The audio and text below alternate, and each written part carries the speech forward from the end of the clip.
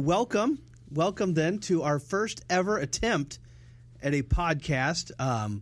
I'm Pastor Chris Sansom from St. John's Lutheran Church.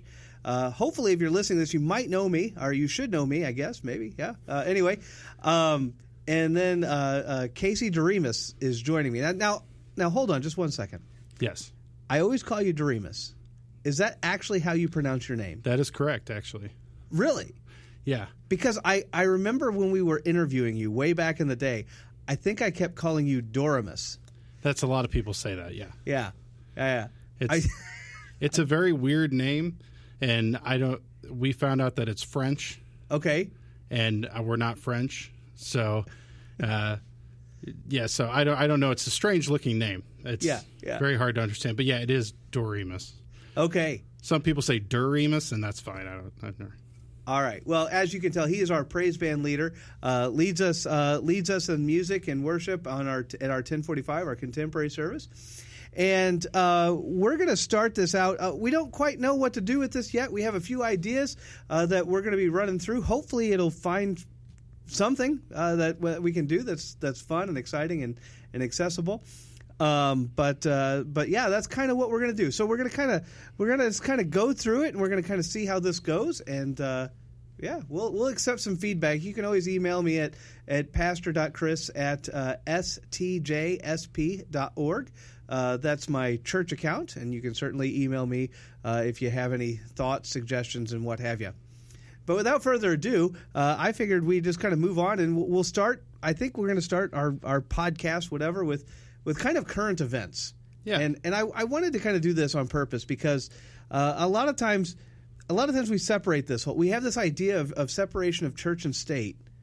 And because of that, we have a tendency to look at like political news or other news and just like assume like there's nothing Christian about it. And so we can kind of separate those two. And that's not really true. Like some of these stories have very clear Christian implications. And so we should talk about those, like some of those implications. And so what I want to do is I want to kind of just bring a story out. I'll tell you the story. I'll try to keep it semi-current, but I'll be honest, this first story is actually a little old. It's about a month or so old. And then I think we can just talk about it, see what happens. Yeah. So the story I have happened, like I said, it was a month or so ago. And basically what happens is this lady is at a grocery store, and she gets a call, and the call says that this guy has her daughter, and if she doesn't pay a ransom, like this guy's going to kill her daughter. That's the threat, and he even puts the daughter on the phone, and she can hear her daughter, and she completely flips out, as I think any parent would. I mean, let's face it, if that happens to you, you'll lose your mind. And so she first thing she does is she calls her husband. And her husband says, no, daughter's right here. Daughter's at home. Turns out the authorities believe that this man used AI, that's artificial intelligence, to basically recreate the voice of the daughter, and ultimately to try to trick the mom into paying the ransom. And it's brought up a lot of questions, right? There's a lot of questions now about AI. What do we do with it? How do we deal with it? And so that's kind of my story I'm going to bring to the table. It's my story I'm going to bring to the table. It's a lot to think about. It is. It's hard to imagine that it's actually happening, at least to me. Yeah. Because it just seems so. I mean, my neighbors have brought up the fact that they've used AI as like they want a grocery list, and it gives them a whole grocery list within seconds and what they're going to eat each day. I mean, it's just kind of crazy how there's there's really no limit at this point, it seems. Yeah. Oh, and I'd agree. I did the same thing. Like I didn't do Well, okay, I did do a grocery list. But first I said, okay, and we've all done this. Okay, maybe not. Maybe I'm the only one. But I said, I want to eat healthier, right? Right. And so I went to AI, and I was like, I've been told that this thing can do this for me. And so I told AI, I don't like this, I don't like this, I don't like this. Create a week-long meal plan for me.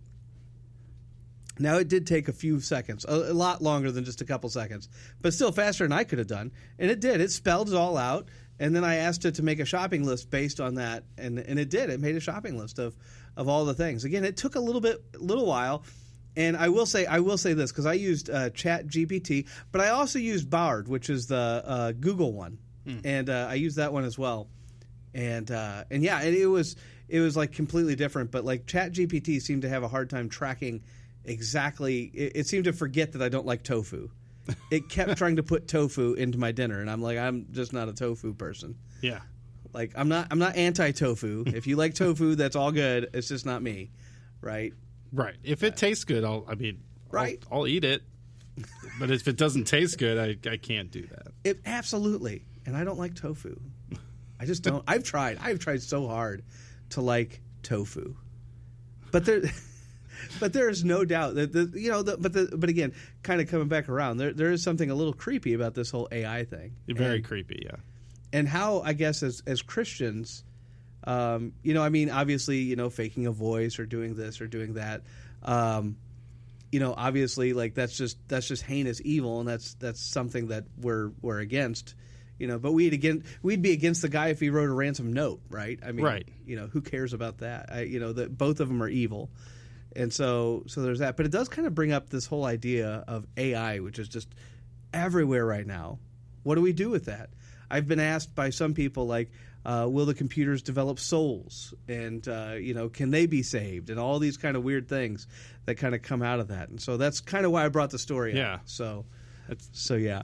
Yeah, it's very strange. I mean, I've heard of people who are starting to just have an AI that they have just basic discussions with. And it's almost, can AI be a therapist, that can take all your data and give you actual, like, serious solutions towards like mental health issues or something like that. Yeah. I mean, a lot, and that's something that nowadays it's pretty expensive to have a therapist. Yeah. And so would that be something that in the future they could do? That's a crazy thought. Yeah. That's a thought. Yeah. And then, I mean, of course, there's the discussion I've heard some people is like, can you have a relationship with AI? Like a serious relationship where it's, I mean, you can have conversations with it. It can check up on you. I get what you're saying, but it cracks me up. Isn't it? I mean, it's strange to think about, but it is. If you're, it's like if you're a really lonely person, you have nothing around.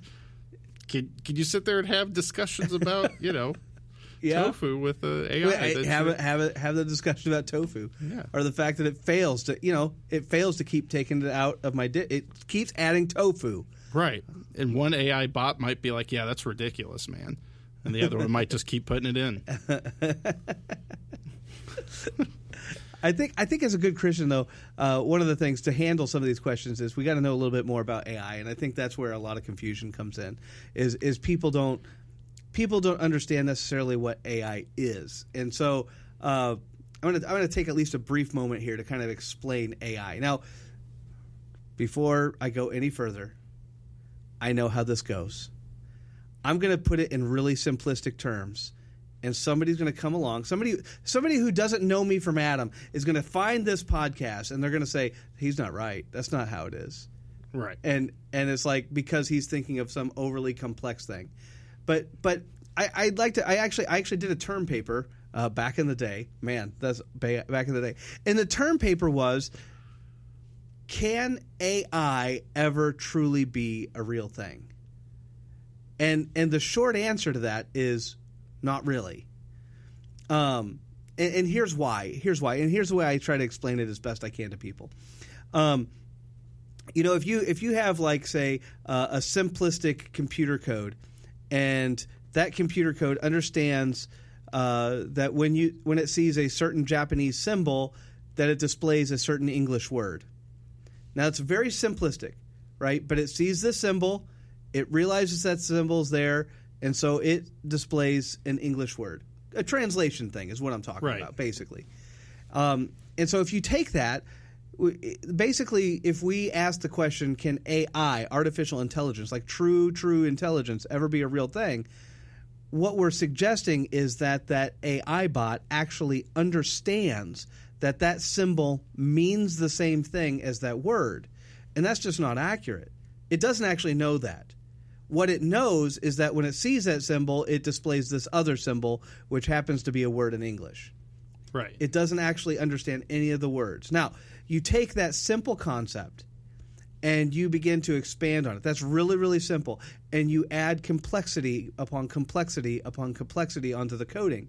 And now all of a sudden you can say, hey, why don't you go over here, read all of these things, and then try to mimic what that sounds like and looks like to other people. And that's kind of what you're seeing with AI, is these computing programs are incredibly complex.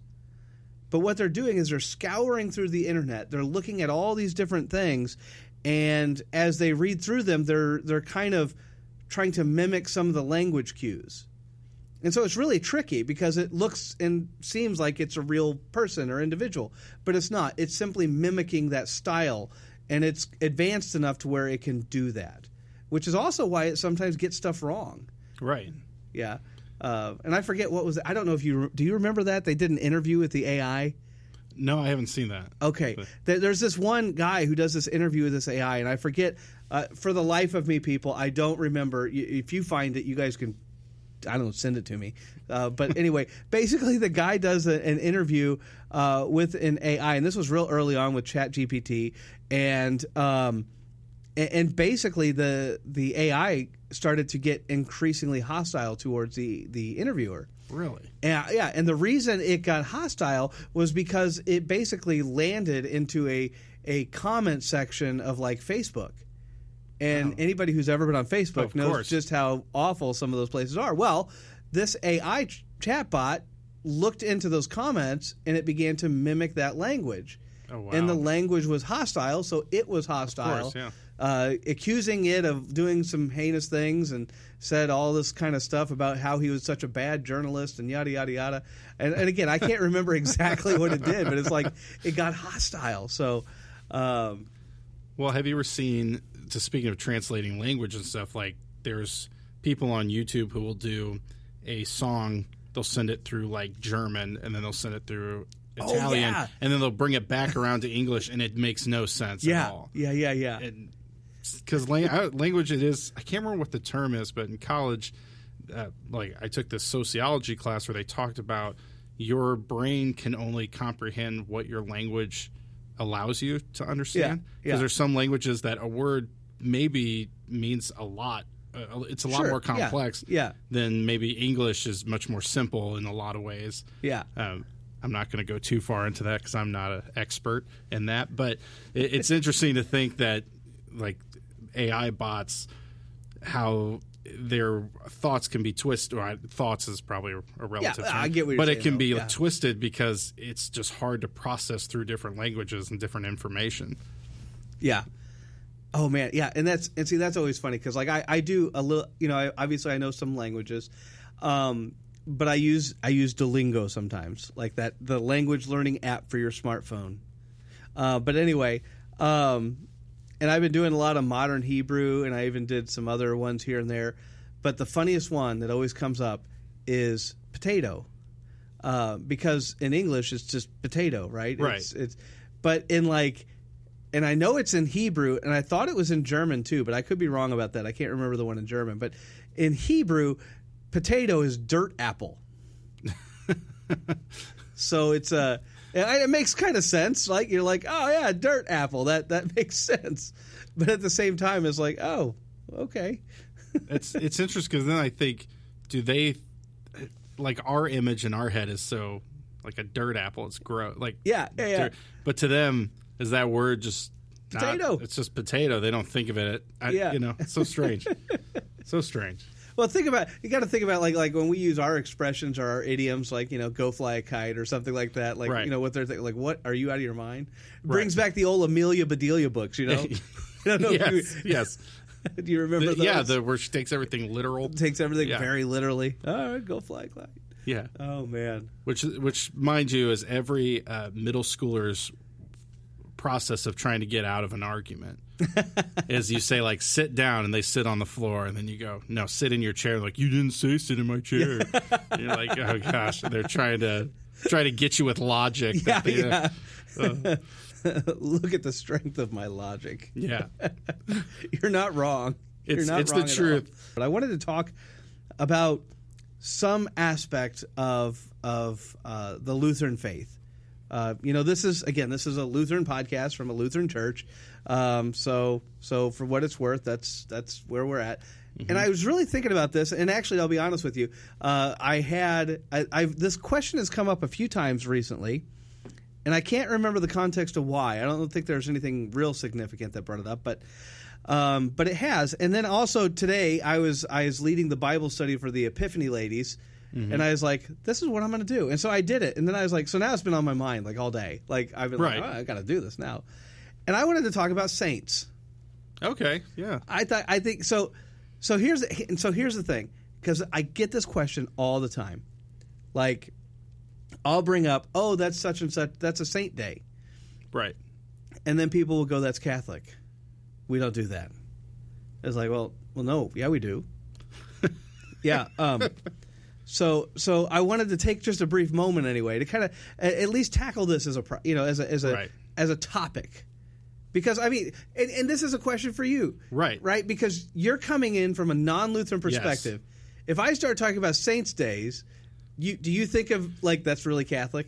Yeah, of course, yeah. And I should preface this with, I think some of the inspiration for this podcast is that I grew up in a non-denominational church, and coming here, I really don't know.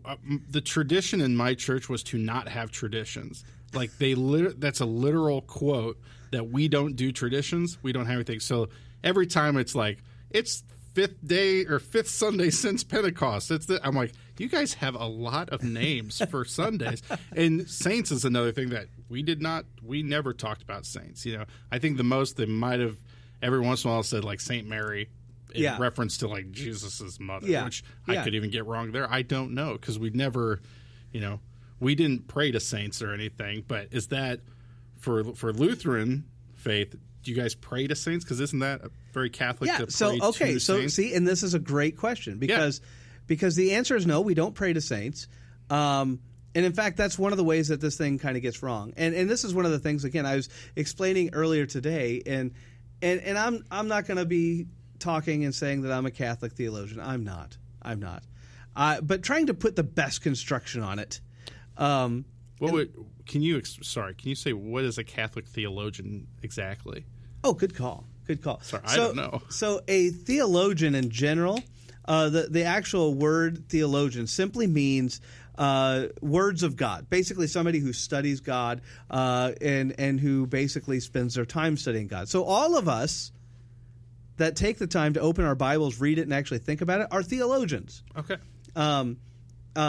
We might have theologians that spend more time in it and less time, but somebody who is of the Catholic faith or Catholic persuasion of faith who studies doctrine would be a Catholic theologian. And so basically by me saying, I'm not a Catholic theologian is basically saying I'm not a modern-day Catholic. And I'm going to summarize the way I kind of think things have happened and where they've progressed. But if somebody wants to challenge that, I guess, or say, hey, you're wrong, like I'm more than happy to be corrected, because believe it or not, I have not studied Catholic theology. I'm a Lutheran, so I'm going to explain Lutheran theology, and I'll be pretty decent at it, I think. I think you're pretty good at it, yeah. I try my best. Yeah, you do a great job at it. But yeah, so anyway, what I think has basically happened is that especially early on, maybe even in the Middle Ages, but again, I don't know any of the dates, but I'm just thinking, I'm imagining the common person coming into a church, seeing the gravity of God, the almightiness of God, and kind of getting scared of that a little bit. Mm-hmm. And I think, to be honest, if we're all honest, God-fearing people, it is kind of intimidating and scary. I mean, God is God; He is almighty, and that's pretty awesome. I mean, in the true sense of that word, not the cliche version that the kids use, right? I mean, like the actual, like, He is awesome. It's pretty rad, man. Yeah, exactly. And I think basically what happened is they said, you know what? We know some people have made it into heaven and are probably by God, and we're a little intimidated. We don't want to pray directly to God. So what we're going to do is we're going to pray to so-and-so, and that person will maybe, go talk to God on our behalf. And on top of that, you think about it, like, if you're going to God with a problem, you'd probably want somebody who has empathy for you. And So you look for one of the people that you think are in heaven, that is a saint, and then you say, okay, what did this saint do during their life? And so I brought up today, in the Bible study, I said, hey, think of it if you were really poor and you just wanted God to acknowledge it, to have empathy for you and maybe take you out of your poorness. Well, you might go to St. Martin of Tours, who Martin Luther is actually named after.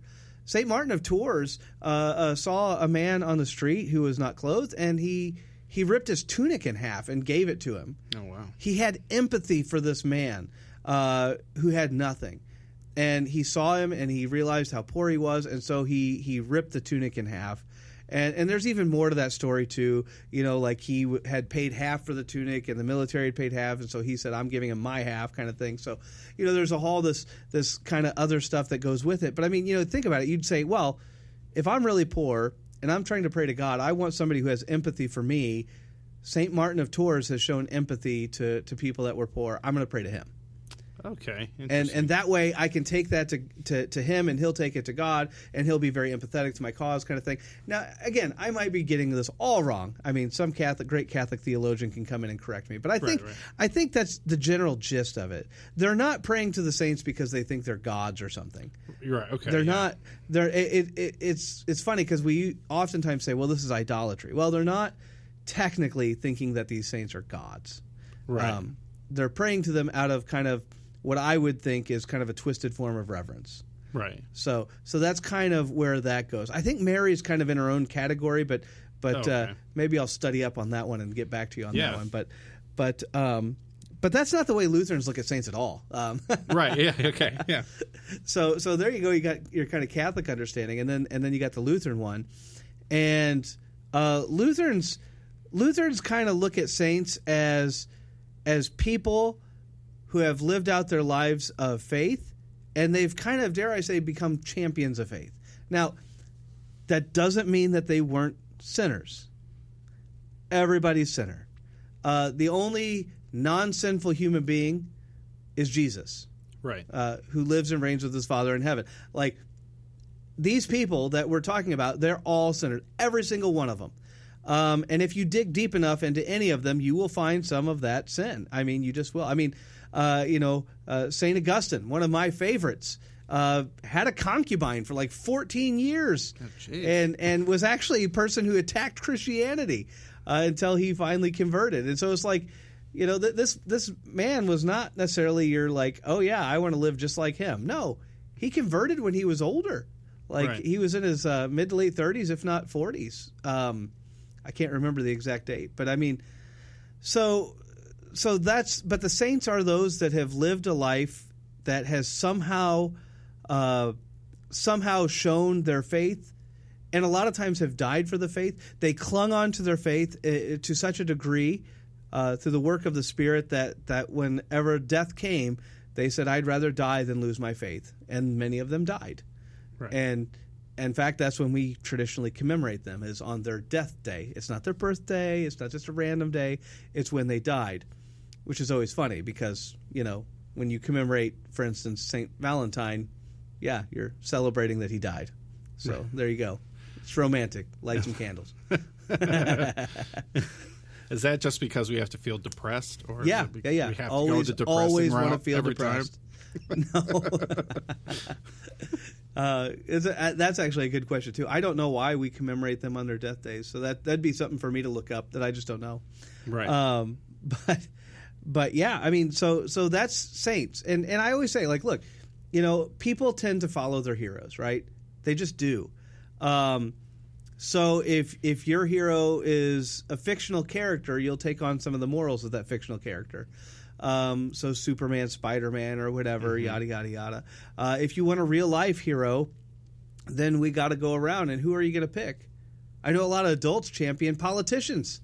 I don't know about you, but I don't want the moral character of pretty much any politician that I've met. Yeah, I'm good on this side. Yeah. So, like, who's your champion? Who are you going to slowly start to resemble over time? And, what about your children? Like, what are are your children going to grow up only looking at Superman and Spider-Man? Or are you going to say, hey, here's St. Augustine and here's St. Ambrose, and here's Saint Athanasius, who ran off into the desert because they threatened his life, and eventually came back. Or Saint Valentine, who did die. Like it's just like, you have these big champions of the faith, and basically what the Lutherans are saying is like, look, these guys, man, they had, some of them had really rough lives, and they held on to their faith, and we should applaud that. Now, we could applaud everybody that holds on to their faith. In fact, we have All Saints Day in the church, and that's exactly what we do. We say, look, there are people in our midst that have died, and they were saints. They were forgiven by Jesus. Mm-hmm. And so that's great. But, yeah, we still commemorate the saints, and that's why. Just kind of that looking over and saying, yeah, this person is something that we should emulate, the fact that they held on to their faith the way it did. Right. So, which we play for all the saints, right? Yeah. Yes, every year, because you guys have a tradition of doing that. Tradition. And, yeah, I have to get used to that. What it's that time of year again. Got to do traditions, just I'm not used to it, Yeah, exactly. Exactly. Do you have anybody, just for fun, that you growing up, was like your hero, whether it was a superhero or an actor or something? Oh, solid question. I always say, like first of all, I didn't get into the whole Saints thing until I got older. Right. So when I was a kid, I did not. Almost wish I did, but I didn't. So yeah, no, I was, in my younger years, I was a huge Superman fan. Okay. But then when I got a little bit older, I got into the X-Men comics. And so who was Wolverine? Well, everybody goes for Wolverine. Exactly. Everybody goes for Wolverine. Does, yeah. He's got the claws coming out. Right. He is kind of cool. To be honest with you, though, and see now, right after I get done saying all of these things, I'm gonna mention a villain, and that's your hero was a villain. Man, Magneto was rocking it. Well, Magneto was a complex character. He was kind of good and kind of bad. He was kind of good and kind of bad, but he was awesome. Yes, he was awesome. Had spheres of magnets, like magnetic fields, and floated around. He's really practically invincible. Practically speaking, almost. Really? Yeah. Yeah. Magneto rocked it. That's all I have to say. But I honestly, in terms of the good guys, I actually loved Colossus. That's actually my favorite X-Men is Colossus. I don't know why. I just always thought he was so cool. Just solid metal. Yeah. Because he was indestructible. Yeah. Basically. So have you seen any of the movies where they try to do Colossus? He's in a couple of them, I think. I wish they would give real. He was never the main character. Yeah. So he's just always kind of a side thing. Yeah. Absolutely. But yeah, at the same time, it's I just love it whenever he turns and you're like, yeah, all right. Yeah. I love Colossus. For those that don't know, Colossus can turn his body into steel. Yes. It's awesome. Yes, he's one of the coolest. He is one of the coolest. Yeah, I was always a big kid, so always anybody who was a big, massive, tank of a, I liked. He was literally a tank. A Russian tank. Yeah, he was Russian, wasn't he? Yeah, he was Russian. Yeah. Well, that didn't pan out right now, but no, he came over to America. Everybody, that's right, to get out of there. I think that's right. No, my hero growing up was Jack Black in School of Rock. Oh, yeah. I based basically my whole life upon doing his mannerisms, saying the things he said, to the point that I've had people who said, I was watching Kung Fu Panda the other day, and I just thought of you because you sound so much like Jack Black. That's what I've had in my life. So I'm going to bring this up, though, right? What? So you need to tell us about not Jack Black, not X-Men, but the Power Rangers. Oh, of course. Well, yeah. You got to bring up the Power Rangers. Well, yeah. I should say, actually, I shouldn't say Jack Black was my main influence, because I'm a massive Power Ranger fan. It came out in 1993. I was born in 91, so it hit me right at that point, and I was the third child, so the TV was on all the time. At that point, there was no limitation. I was the third, so I was just watching. I watched Power Rangers every second I could, and you get made fun of because they call you, you like potty trainers. They always say that. Oh my God. And eventually, I got kind of out of it a little bit because it was just, you're so busy as a teenager and stuff. Yeah. And then a friend of mine in choir told me, you got to watch this current season. And I was like, I haven't watched it for years. And I did. Now I'm massively into Power Rangers. And yeah, okay. So everybody, I don't think you realize how big of a fan he is. Like, yes. This man's, really, this should be his podcast, all about just the fantastic nature of Power Rangers. It's a great show. It's an amazing show. A few years, or let's see, about probably a year and a half ago, I do social media for a music store, and I was doing like a music channel on YouTube, which was getting nothing. No one watched any of the videos. And then I just, for fun, I put out a video about Power Rangers as fan theory. Very, very nerdy. I don't recommend anybody watching it because it calls from about 25 years of Power Ranger history and lore that would just sound like gibberish to anybody who doesn't know it. And then all of a sudden it kind of blew up, and now I have this, like, I've been doing it for about a year and a half, and I got like 6,000 subscribers on YouTube, and I'm like a mildly famous YouTuber when it comes to the Power Ranger fandom. Mildly famous. Yes. You're mildly famous. I did have, not to brag, I did have the executive producer of Power Rangers comment on a video the other day. That's right. So that was pretty cool. I mean, that's big. It is. I've never had the executive producer of anything comment on anything. I mean, if the executive producer of Star Trek commented on something you made, you'd be like, Yeah. I had some professors comment on my papers, but it wasn't very nice. I had plenty of those. I was. Oh man. But yeah. I mean, it's a good question though. Like, who are your heroes? Like, who do you guys look up to? And just like in your life, like, who do you kind of mimic? Because I mean, that's an interesting question. And you could extend this out, I think, to like, who did you work under? Who do you see yourself as? In terms of the pastoral side of things, for me, I've always, basically from probably late seminary on, I've really always appreciated a man by the name of Eugene Peterson. Now, he has since been sainted. That is, he's passed away. But Eugene Peterson was very influential. And I remember I got this book, and I can't remember why. I was online, and it was on Facebook, and somebody posted this article, and it was called "The Unbusy Pastor." And I read it, and I liked it so much, I found out it came out of a book, and so I then read the book, and the book quite literally changed the way I perceived so many things, and it was such a good thing, and I loved. After that, I just read like everything that guy had, because it was just now listen, everybody, he's not Lutheran, he's Presbyterian. He was Presbyterian. I know.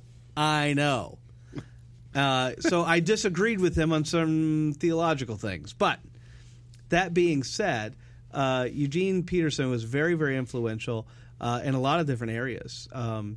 This just firm belief of the pastor and the pastoral role, and this idea of kind of meditation and being a spiritual leader, and not just a busy worker, and all this kind of stuff. A lot of what he says very much influenced me and has impacted me. However, there have been times whenever I have found that I can't quite live up to that mentality. There's all too often I end up doing a lot of things that are just busy work, but they're work that needs to be done, and nobody else is there. So right. So you end up doing it, but yeah, Eugene Peterson.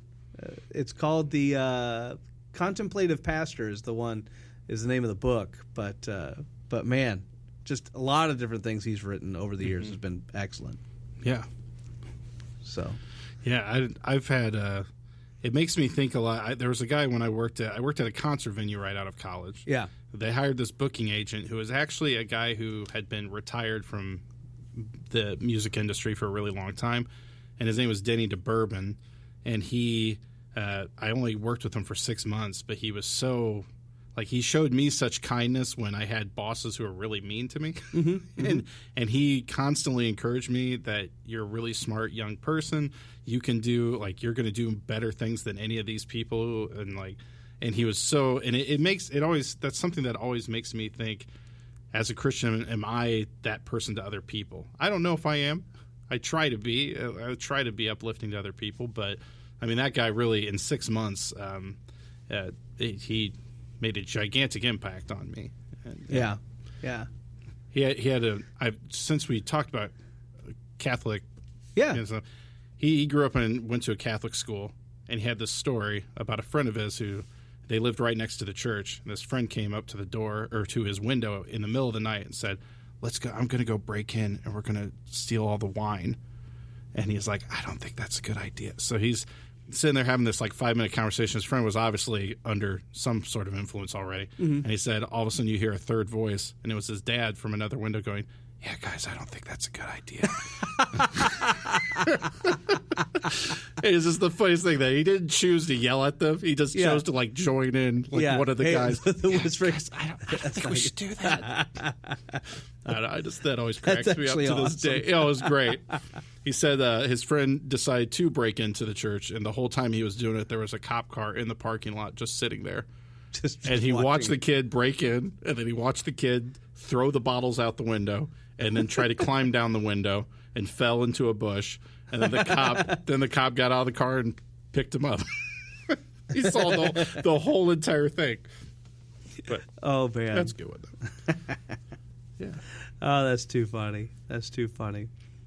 I can't tell you what's the time on it. We are at 36 minutes. We're only at 37 minutes. Yeah. Oh man. Do we need church chatter? That's what we're gonna do. Yeah. Okay, so we debated a lot about what to call this. We thought church gossip didn't really fit with the Eighth Commandment. That's not the point of it. Yeah. It's not really gossip anyway. So church chatter. And here's the whole thing. Here's the whole purpose with church chatter. There's a lot of stuff that goes on at church on a week by week basis, and it's never going to make the bulletin. It's never going to make the bulletin. It's never going to make the newsletter. But it's stuff that's just going on, and it's stuff that we could be thinking about, and kind of give you guys just an update about what's happening, where we're at on various things, and of course, right now. So right now it's let's see, what is today? July 6th is when this is being recorded, and so right now the big thing is the floor. Right. How's the floor in church, and when are we going to get back in? Are we going to be back in tomorrow? What's going to happen? And so that's kind of the big thing. And the kind of the update on it is this. So to give you kind of a rundown for those that maybe have never heard about it or who just for whatever reason found this podcast and are like, what in the world's going on? Basically, we went to change the carpet, and some of our asbestos tiles came up. We were hoping that they wouldn't come up at all, and we would all be just happy. That's not the way it happened. The asbestos tile did come up. Turns out there's asbestos in the glue as well, which means our small little project that wasn't going to cost us that much ended up costing us a great big deal. Yes.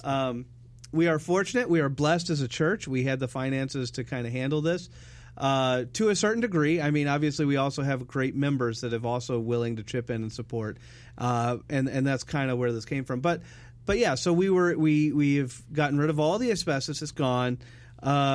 We have a member who does flooring who's just helped us leaps and bounds, and who has helped us get a new floor in there.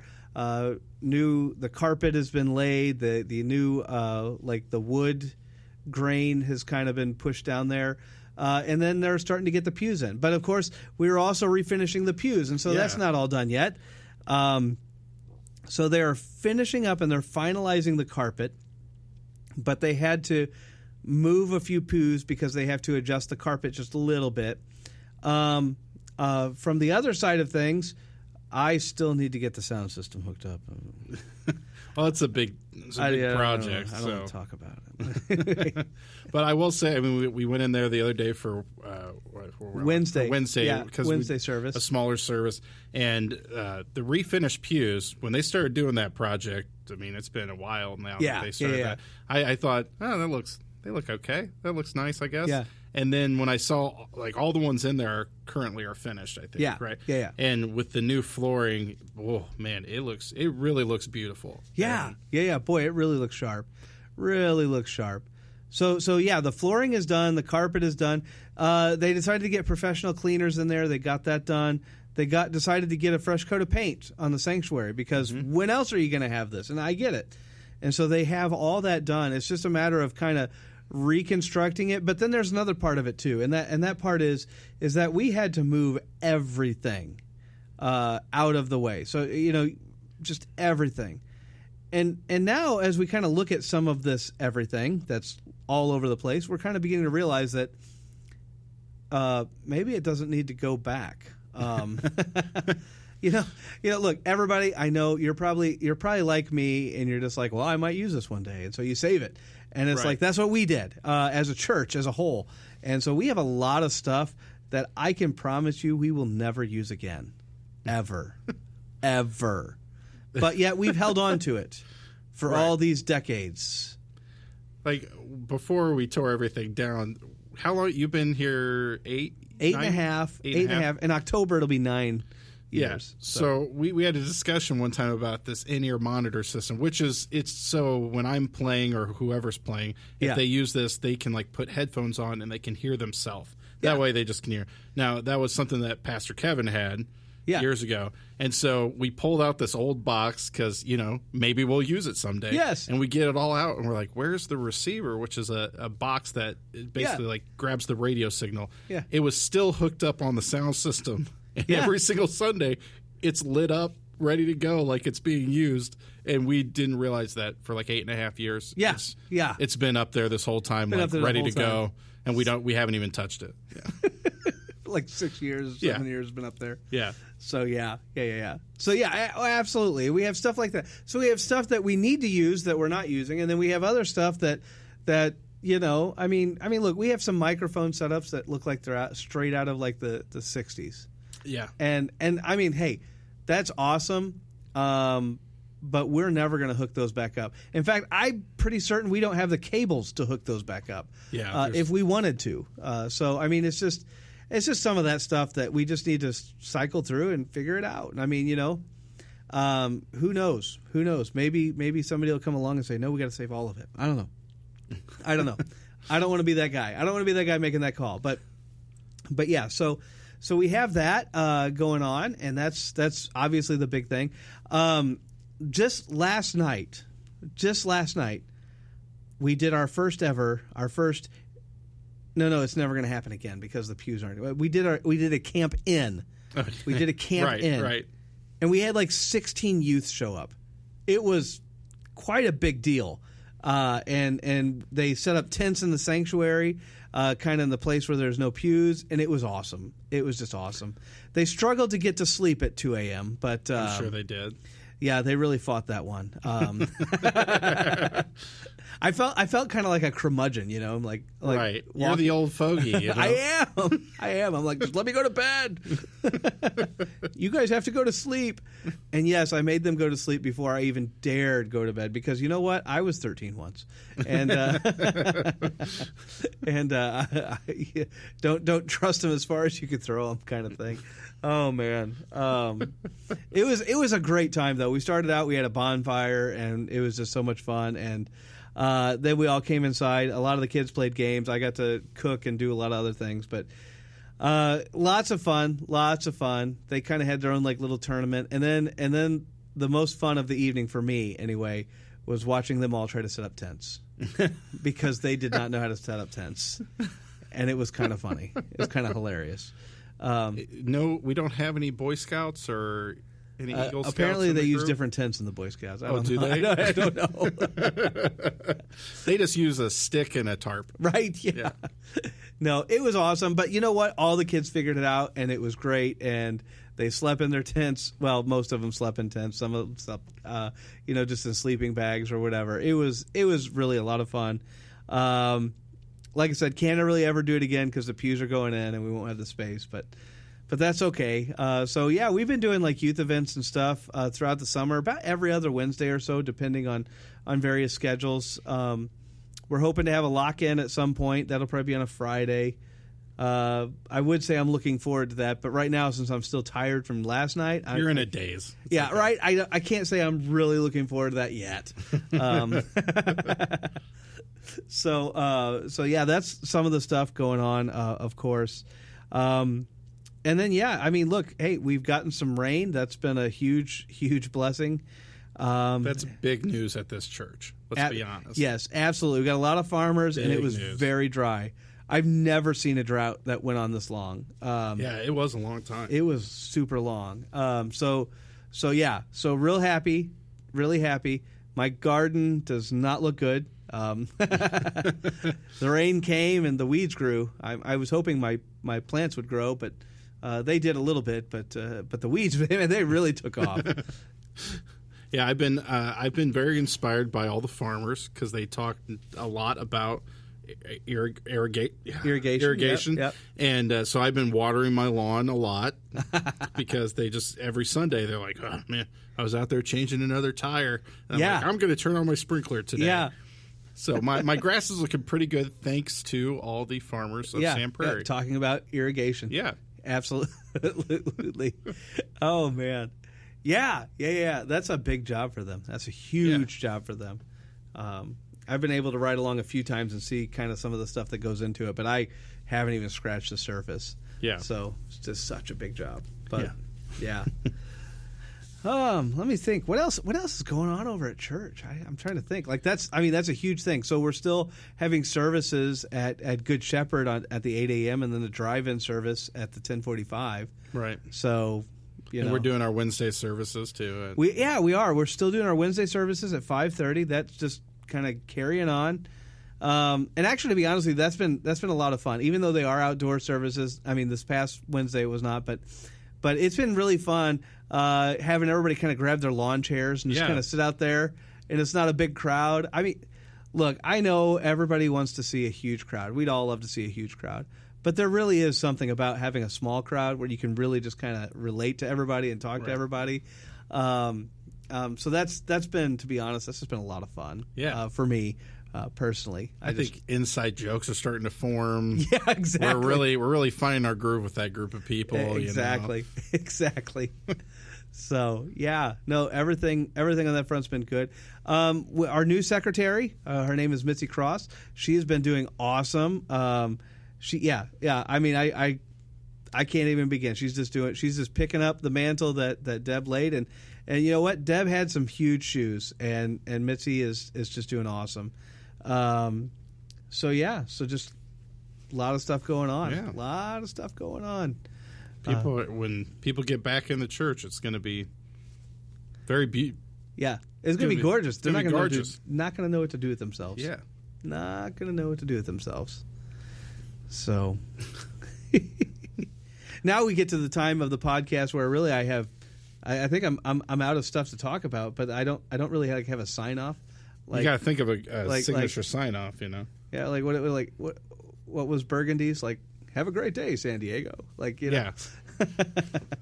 Yeah, you have. I mean, I always just say "have a great week" because I don't know what I'm really allowed to say, to be honest. So I'm like, because someone's like, you should say, you know, they always said like blessings to you. I'm like, I'm not going to start waving blessings around when I'm, you know. No, you need to start playing emotional piano and start crying and just. Really, that's true. Yeah, just really, really get emotional out there. It is the contemporary service, yeah, that's so right. It should be. You know, right. It's a lot of sad songs about struggles and everything. Just start playing some sentimental music. Like, everybody, I'm going to miss you. I also don't do the vamping where you just play some chords and go like, I was driving to church today. Yeah. And was at a stoplight. It really made me think we have to stop a lot in our lives for things, don't we? You know, I don't have that vamping skill of just making. See, now you're going to have to bring that up again because that's something is known as kind of an allegorical thought, and that is something that we'll have to write it down. Because we're going to have to talk about that, but not this week because this week's podcast is almost over. Once we figure out how to sign off, which we don't know how to do. We don't know how to do, and I don't know how to spell our allegorical, but I tried my best.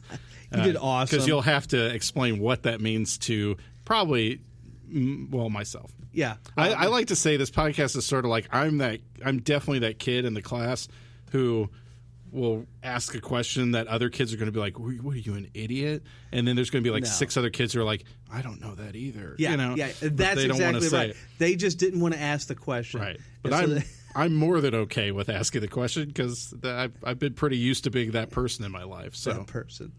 So yeah. So all right. So I think, like I said, I think we're gonna try to sign off somehow magically. But I think what we're hoping is this is going to be maybe a weekly or hopefully, or weekly every other week. However it seems to work out. But hopefully people find this. They think it's fun. They enjoy it.